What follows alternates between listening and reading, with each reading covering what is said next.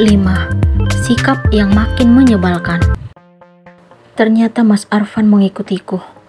Ia menyejajarkan dirinya berjalan di samping kananku. Aku tidak mengerti kenapa pemuda itu masih saja tidak berhenti menggangguku. Ia seolah-olah ingin mengetahui apapun yang aku lakukan. Ia tidak sewajarnya bersikap seperti itu, karena dirinya bukan siapa-siapa bagiku. Seandainya Kak Dilan yang berada di posisi Mas Arfan sekarang, aku pasti akan langsung menggandeng tangannya. Namun, itu tidak akan mungkin, karena kenyataannya, Kak Dilan hanya ada di dunia maya. Ia selalu menolak bertemu denganku di kehidupan nyata, walaupun kami sudah sangat sering berbalas pesan, bahkan menelpon. Sebenarnya, aku sangat bingung, kenapa Kak Dilan tidak bersedia bertemu denganku. Padahal ia mengaku sangat mengagumi bahkan mencintaiku. Jika dirinya bersedia bertemu denganku, aku ingin memperkenalkannya kepada Devi. Sahabatku itu selalu meledekku yang masih berstatus jomblo. Ngakunya udah punya cowok yang dicintai. Tapi mana? Tunjukin dong. Devi sering melontarkan kalimat itu, bahkan hampir setiap akhir pekan. Devi mengaku melakukan itu karena ingin kencan bersama denganku dan pasangan masing-masing. Namun hingga saat ini, aku belum mampu mewujudkan harapan sahabatku tersebut karena Kak Dilan seolah-olah tidak mengerti dengan apa yang kurasakan. Hanya penolakan yang aku berikan kepada Devi dengan berbagai alasan. Sebenarnya ingin rasanya berkata jujur kepada Devi, tetapi entah kenapa aku belum berhasil mewujudkannya. Aku kadang tidak mengerti dengan hati dan perasaanku, cinta seperti apa yang kumiliki untuk Kak Dilan. Mungkin seandainya ayah dan bunda mengetahui kebenaran tentang putri mereka ini, aku tidak yakin kalau kedua orang tua itu tidak marah. Bagaimana mungkin anak yang mereka cintai justru mencintai seseorang yang tidak nyata? Aku bahkan tidak tahu seperti apa wajah Kak Dilan. Lihat foto cowok yang kamu kagumi dong. Devi pernah ingin melihat foto pemuda yang aku cintai. Enggak ah, nanti kamu naksir. Aku memberikan alasan karena kenyataannya aku tidak memiliki foto Kak Dilan. Nggak mungkin lah, aku kan udah punya Ray. Kamu ada-ada aja. Devi mengerutkan dahinya. Mungkin ia heran mendengar jawabanku. Namun, aku berusaha bersikap santai. Devi tidak tahu bahwa Kak Dilan sosok yang aku kenal lewat aplikasi biru. Kala itu, aku memberikan komentar di ceritanya. Setelah itu, ia tiba-tiba menghubungiku melalui WhatsApp. Entah dari mana dirinya mendapatkan nomor kontakku. Kamu kok diam aja? Mas Arfan memboyarkan lamunanku. Kenapa kamu ngikutin aku sih? Kamu pergi aja. Aku bisa sendiri. Aku masih kesal melihat Mas Arfan yang seolah-olah ingin berada di dekatku. Aku pengen bersamamu hari ini. Aku udah bilang tadi. Apa kamu lupa? Jawaban yang Mas Arfan lontarkan membuatku makin kesal. Bukannya kamu harus ngantor? Aku udah izin sama papa. Kenapa harus izin gak ngantor hanya untuk ngikutin aku? Kamu tenang aja. Papa bahkan dukung aku banget karena sedang bersamamu saat ini.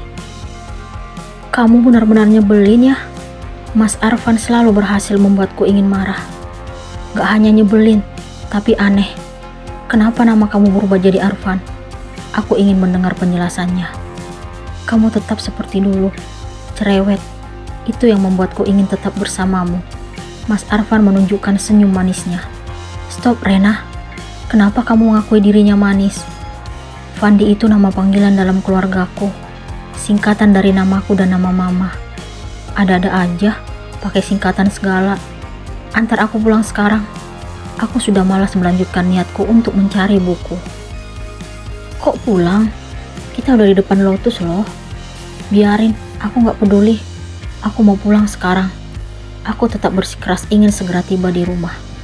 Oke, jika itu keinginanmu, kita pulang sekarang. Ia meraih tanganku, tetapi langsung aku tepiskan.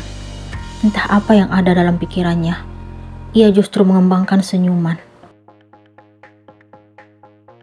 Jika ada yang bertanya bagaimana perasaanku saat ini, mungkin aku akan jujur mengatakan bahwa laki-laki yang sedang bersamaku saat ini telah menghancurkan semua rencanaku.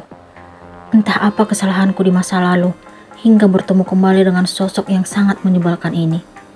Mungkin jika tadi Mas Arfan tidak mengucapkan kata lamaran, aku tidak akan bersikap seperti saat ini kepadanya. Namun, kenyataan kadang tidak seindah harapan.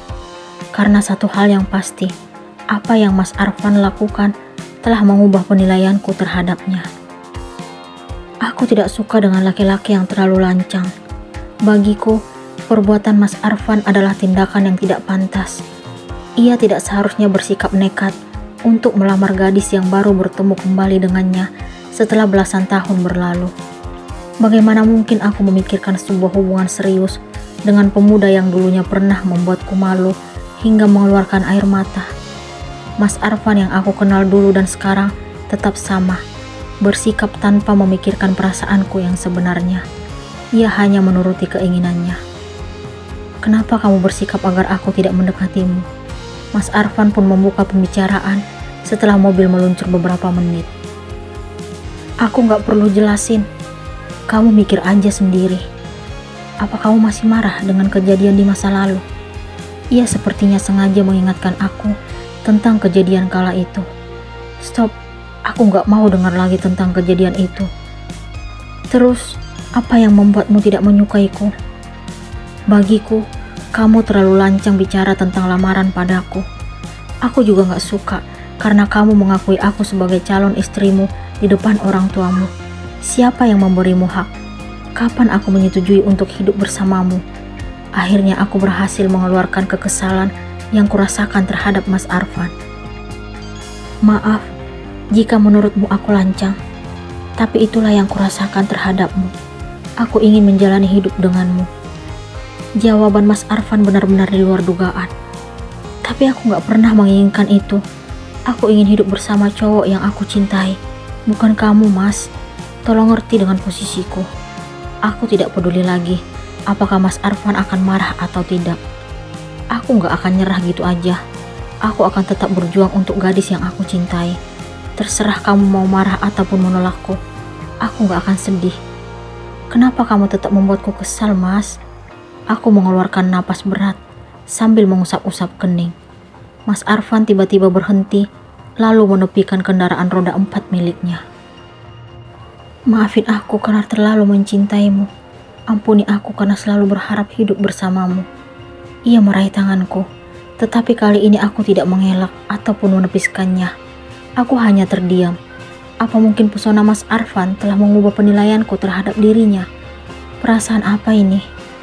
Aku tidak boleh mengagumi Mas Arfan, karena pemuda yang ada dalam hati dan pikiranku saat ini hanya Kak Dilan. Aku yakin suatu saat nanti pasti akan bertemu dengannya. Mungkin sekarang Kak Dilan sedang sibuk hingga ia belum memiliki kesempatan untuk bertemu denganku. Walaupun hubunganku dengan Kak Dilan berbeda dengan pasangan pada umumnya, tetapi aku percaya kepadanya. Ia mengaku sangat menyayangiku dan ingin menjalin hubungan serius denganku. Semoga aku mampu menjaga hati hanya untuk Kak Dilan seorang. Maafin aku, Mas. Akhirnya, aku menjauhkan tanganku dari genggaman Mas Arfan. Aku udah mencintai cowok lain. Semoga kamu menemukan cewek yang mencintaimu. Aku berusaha jujur kepada Mas Arfan agar ia tidak mengharapkanku lagi. Namun, entah kenapa reaksi yang ia tunjukkan justru membuatku bingung. Ia hanya menunjukkan senyuman. Harusnya ia terkejut atau marah jika memang benar kalau dirinya memiliki cinta untukku. Apa yang Arfan sembunyikan dari Renata?